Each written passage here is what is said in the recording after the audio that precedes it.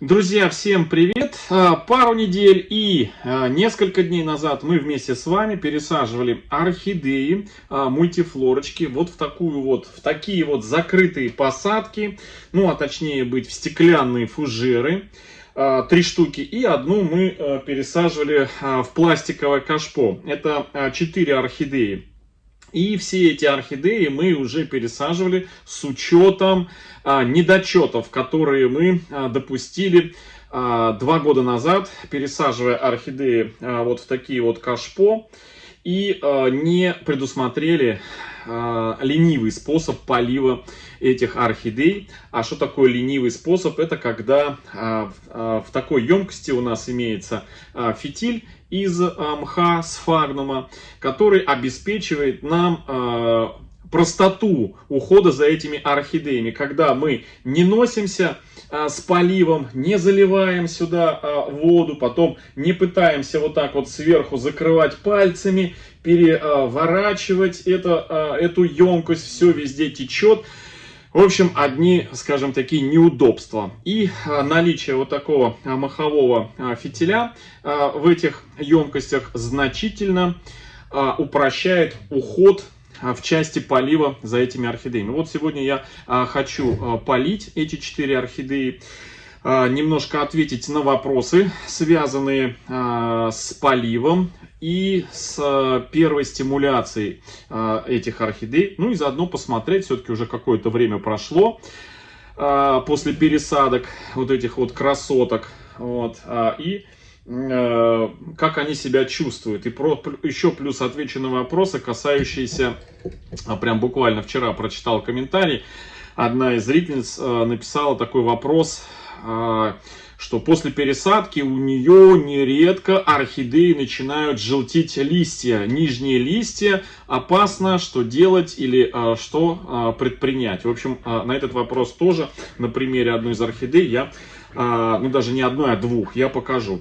Но начнем, друзья, мы сегодня обзор этих красоток. Я пока в сторону их уберу, но я просто любуюсь. Они вот такие 2 мультифлорки. Одна кораллово-лососевого цвета окраса, а вторая черная, такая прям, смотрите, обалденные орхидеи. Это 2 года назад, чуть больше 2 лет назад, уже на позапрошлый 8 марта, я уже рассказывал, купил 6 мультифлор.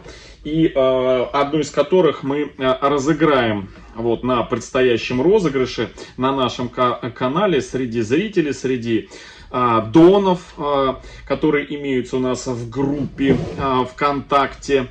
Их уже более 600. Это настолько будоражит мое сознание, что свыше 600 человек изъявили желание оформить подписку в группе в нашей ВКонтакте Архамания и таким образом стать ежемесячным участником ежемесячных розыгрышей орхидей, вот в том числе тех, которые вы видите за моей спиной. И через неделю, да, через неделю 10 орхидей, друзья, мы разыграем. 7 орхидей будет разыграно среди донов, и 3, скорее всего, орхидеи будут разыграны среди подписчиков нашего канала. Среди подписчиков, да. И неважно, дон или просто подписчик зрителя, можно и там участвовать. У нас был такой случай в прошлом году, друзья. Одна зрительница выиграла 2 орхидеи. Она стала победительницей в одном из первых розыгрышей прошлого года и стала победительницей одного из заключительных прошлогодних розыгрышей. То есть 2 орхидеи выиграла, обалденных, причем орхидеи крупных цветковых, просто роскошно. Вот так вот везет некоторым, да. Так, ладно, друзья, ссылка на группу Архамания в описании под этим видео. Так, ну что, первые, друзья, орхидеи, которые мы пару недель пересадили с мхом и с грунтом, состоящим из пеностекла мелкого такого, да, и кокосовых чипсов, это была коровка, мультифлора коровка. И вот пару недель назад мы ее пересадили, и у нее уже есть определенные подвижки. Но вот был очень влажный у нее, кокосовые чипсы были влажные, хороший влажный мох был у нее. И вот спрашивают такой часто вопрос, на что ориентироваться, когда поливать орхидеи. Ну, на самом деле, вот если это кокосовые чипсы, то мы ориентируемся, вот видите, в верхней части светлые кокосовые чипсы. Здесь немного темнее. Это говорит о том, что кокосовые чипсы еще влажные. Ну и подтверждают наличие вот таких вот сочных зеленых корней. Дальше я покажу, какие корни уже можно поливать и какую орхидею еще уже нужно поливать. Это я все покажу. Единственный что момент, здесь мы можем у этой орхидеи немножко смочить вот этот мох. Значит, когда мох еще не сухой, прям совсем не сухой, то он будет хорошо впитывать, вода будет прям по нему растекаться. Мох я стараюсь, вот нюансы, да, стараюсь вот в таких вот закрытых системах посадки орхидей, моховой фитиль, я стараюсь его поддерживать влажным и полувлажным. Ну, понятно, что когда после полива он влажный, но я не даю ему возможности совсем высохнуть. То есть до того момента, пока он начинает хрустеть. То есть я его постоянно держу, чтобы он был такой полувлажный. О полувлажности говорит то, что вот когда, сейчас вот я немножко ливану, и вода, вы увидите, как начнет по нему растекаться, рассасываться по волокнам. Когда мох сухой, вода скапливается наверху и как каплями быстро раз сквозь него в пазухах протекает. А здесь он будет, вода рассасываться, смотрите. Вон, видите, смотрите, хоп. И вода побежала такая прям рассасываться. Вот чуть-чуть, прям буквально там 20-30 миллилитров я даю напитаться. Ну, максимум там 50 миллилитров. Все зависит от глубины горшка, ширины этого фитиля. И все, чтобы вода не скапливалась вот здесь. То есть постоянно держу его влажным. Это дает возможности орхидеи... Ну вот знаете, я уже не раз говорил, что если орхидея любит повлажнее и попить, то она начнет корни тянуть вот к этому мху. Если она любит какую-то более сухую атмосферу, то корни пойдут сюда. То есть здесь мы как бы даем орхидеи выбор. В любом случае беспроигрышный вариант для нашего ухода. Ну, что касается полива, то сейчас пока еще рановато ее поливать. Нужно дать просохнуть, вот, чтобы вот такого цвета кокосовые чипсы, ну вот до этого уровня дошли, вот до сюда вот. И можно будет полить. Но это я в одном из следующих видео покажу, как это мы ее будем поливать. А сегодня я хочу ее взбодрить, потому что у нее начался рост, но не хватает ей питательных веществ. У нее вот эти нижние листики, видите, по всему периметру листиков они желтеют. То есть орхидеечка, начав расти, а у нее пошел рост, видите, листочек начал расти, то есть орхидея пошла в рост. И, соответственно, питательных веществ не хватает. Ее, в принципе, можно уже, вот, если орхидея адаптировалась, начала наращивать корешочки, начала листочки, то уже можно ее подкармливать. Ну, везде написано, что подкормку осуществляем через пару недель после пересадки. Но сегодня я хочу ее немножечко дать витаминов и простимулировать янтарной кислотой, то есть ей немножко ускорить фотосинтез. Это я буду делать, ну, мне надо куда-то вот тоников девать, у меня их несколько бутылок, а они же тоже имеют какой-то срок годности, поэтому я эту орхидеечку, она не цветет, она у нас такая в начале роста, самое время ее вот так вот прям всю вместе с корешками, которые на поверхности, попшикать вот этим вот тоником, друзья, с витаминами и с янтарной кислотой. Ускорить ей процесс фотосинтеза. Это первый момент. Потому что янтарная кислота это антистрессовый и в том числе участвует в фотосинтезе. И, значит, через несколько дней, как раз таки за день-два до полива, мы ее подкормим, эту орхидею. Ну и заодно покажу, как мы будем ее поливать. То есть мы совместим и полив, и подкормку этой орхидеи. Кормить мы ее будем, сразу хочу сказать, с каждым поливом. В одном из предыдущих видео я уже рассказывал на эту тему и поделился опытом некоторых архаманов, у которых большие, прям большие, как сказать, коллекции, и особо отделять цветущие, нецветущие орхидеи, которые в стадии бутонизации или уже отцвели, особо, знаете, ни времени, ни сил, ни средств нету. Когда их вот прям, знаете, 1000 орхидей, есть возможность держать теплицу, эту оранжерею, и вот они, значит, поливают подобные орхидеи, все с добавлением, ну, небольшого количества, конечно, не по инструкции удобрения, а там раз в 10, в 20 раз меньше, чем положено при подкормке орхидей, частью вот этих вот удобрений, добавлением в простую воду. И с каждым поливом они поливают свои орхидеи. И опрыскивая орхидеи по листу, общий делая полив, и поливая непосредственно в горшок, заливая с небольшой дозой микроэлементов. При каждом поливе орхидеи чувствуют себя просто обалденно. В общем, с этой орхидеей мы точно так же будем делать. Ну, не только с этой, но и с теми, которые я сейчас покажу. Так, ну что, а теперь посмотрим те орхидеишки, которые пересаживали мы несколько дней назад. Пересаживали мы вот эту лососевую мультифлорочку. Пересаживали мы вот эту вот черную орхидею. Посмотрите, красотка какая. И пересаживали орхидею, которая будет у нас принимать участие в розыгрыше. Вот на примере как раз таки этой орхидеи лиловой.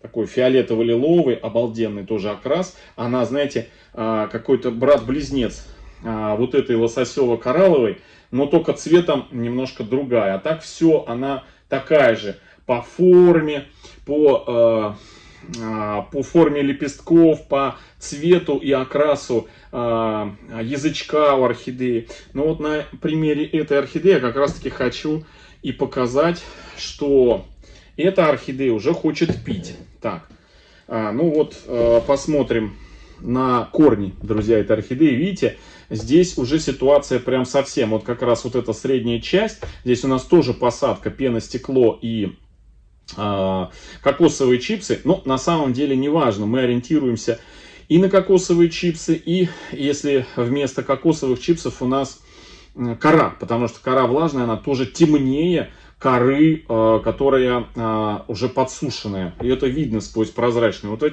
в этом плане, знаете, прозрачные кашпо и хороши, что видно среди них, сквозь них состояние корней. Вот вы видите, корни сейчас такие серебристые. То есть орхидеечка хочет пить. Вот что у нее здесь еще. Вот, подсушенные кокосовые чипсы. Но вот здесь вот хоть и конденсат, друзья, но наличие конденсата на стенках горшка это не показатель того, что внутри влажно. Это показатель того, что эта часть была просто в прохладной к стене стояла, да, и в темной. А свет и тепло было здесь. И вот просто сконденсировалась последняя влага, находящаяся в горшке, сконденсировалась на поверхность. То есть это не говорит о том, что внутри влажно и хорошо. Нет, влаги может как раз таки уже и не хватать. Потому что вся оставшаяся влага осела вот в этот вот конденсат. И я сейчас ее полью, друзья. Прыскать я ее не буду. Я ее полью. Сейчас налью сюда ровно столько воды.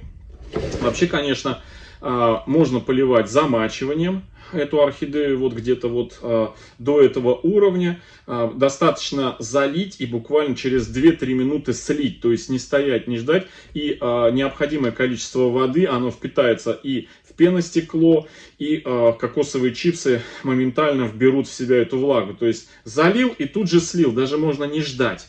Этого будет достаточно, потому что грунт такой, что, ну, скажем, универсальный в этом плане. Но мы сегодня нальем сюда воды ровно так, как я поливаю, когда орхидея у меня находится вот на этом фитиле.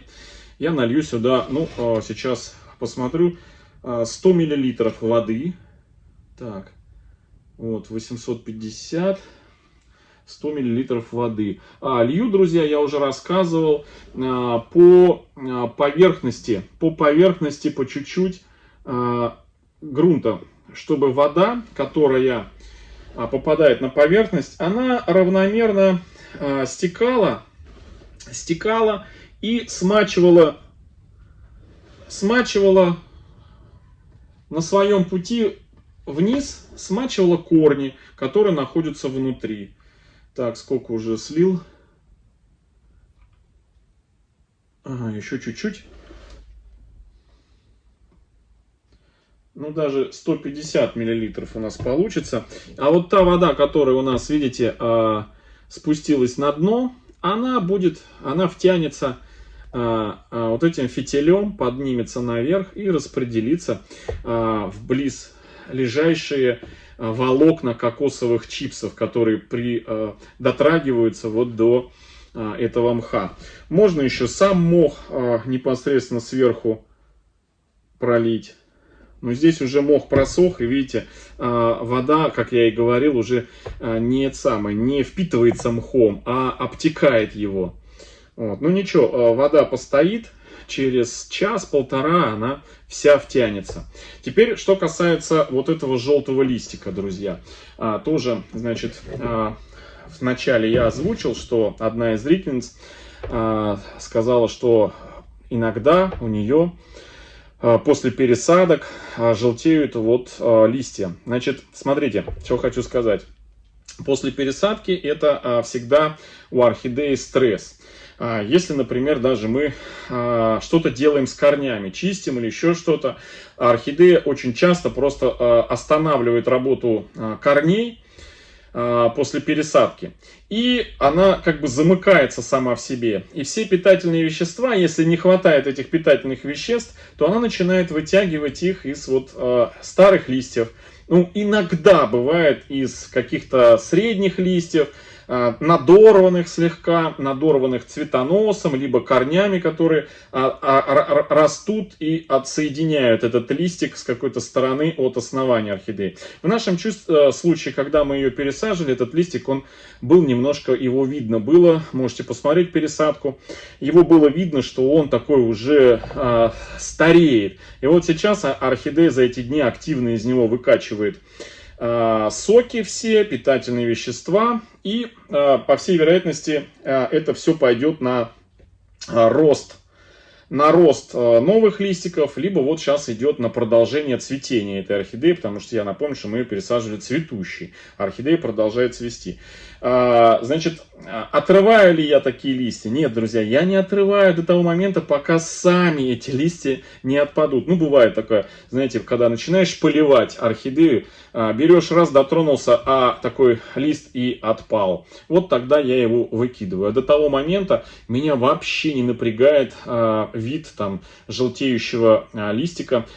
Тем более, если этот лист равномерно желтеет. Вот совсем другое дело, если этот лист желтеет от основания. Значит, здесь есть два варианта. Первый вариант, что при пересадке что-то не дообработали, антигрибковый, антибактериальный какой-то профилактику не доделали, и пошло, значит, гниение у орхидеи в части основания. Там, где листик крепится к основанию орхидеи. Ну, если мы орхидею обрабатывали перед пересадкой, то это с долей вероятности 90% проблема именно в пазухах, где крепится сам лист к орхидее.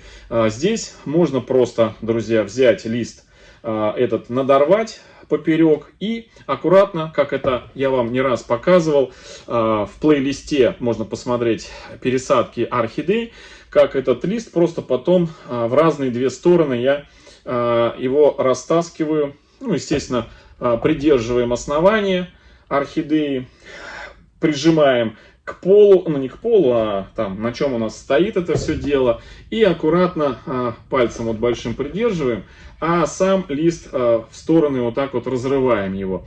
То есть оголяем то место, где у орхидеи листик этот крепится. Ну и, соответственно, смотрим на то, что там находится. Если есть какие-то черные пятна на основании, то зачищаем скальпелем и, не вынимая орхидеи, обрабатываем антибактериальным, антигрибковым средством. Ну, в моем случае я обрабатываю все это дело Максимом, замазываю. Ну, можно обработать, например, топазом, тоже неплохое средство. Топаз. Можно еще топазом опрыскать листву.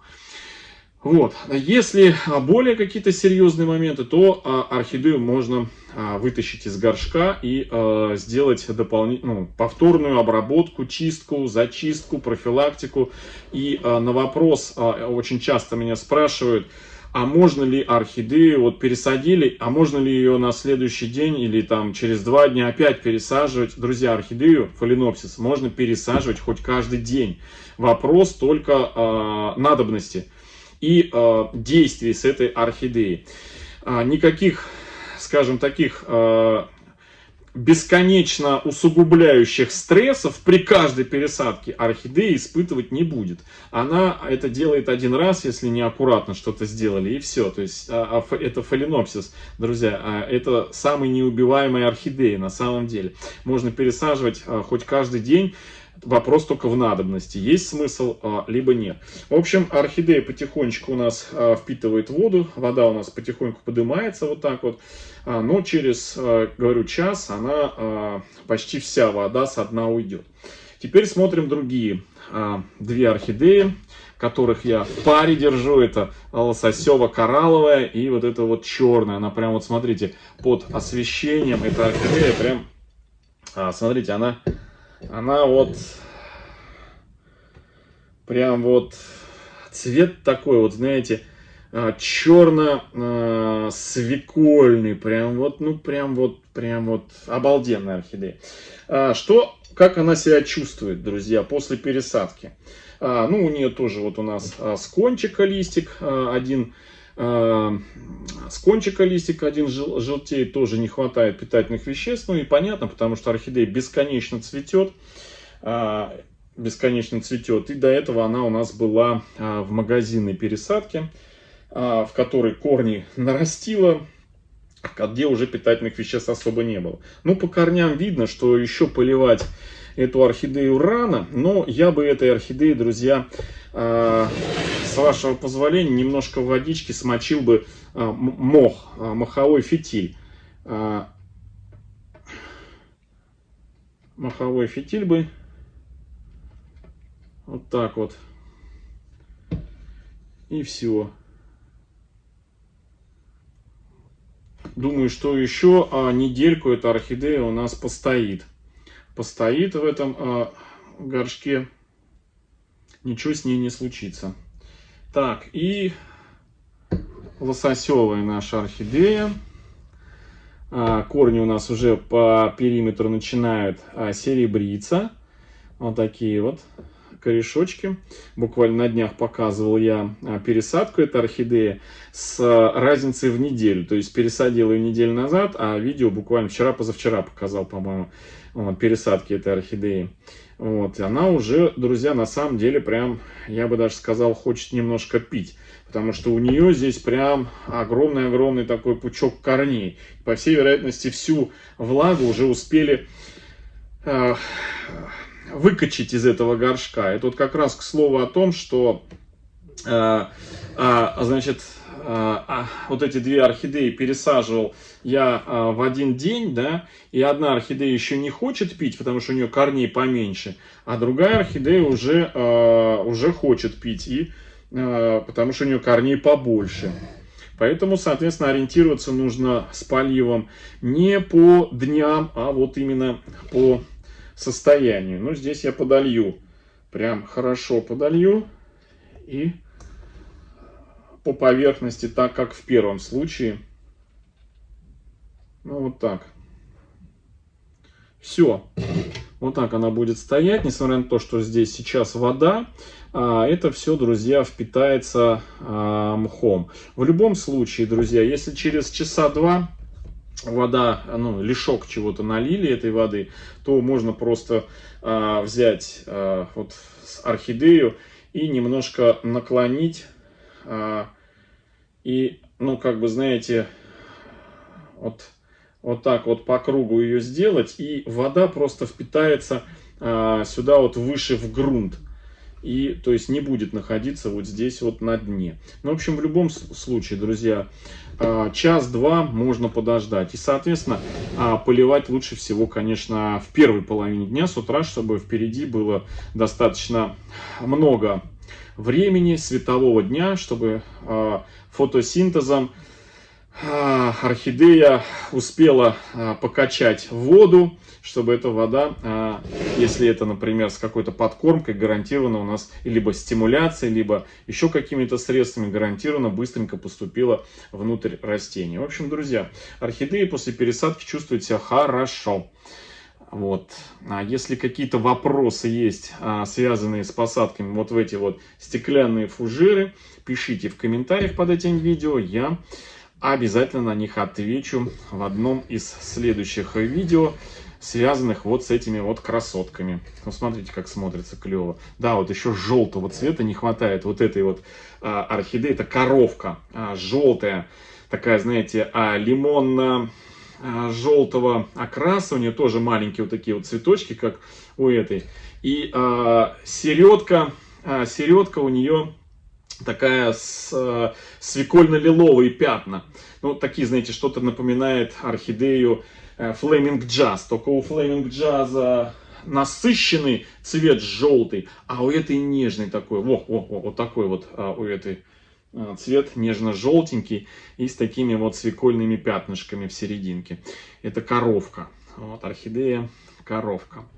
Все, друзья, всем хорошего настроения.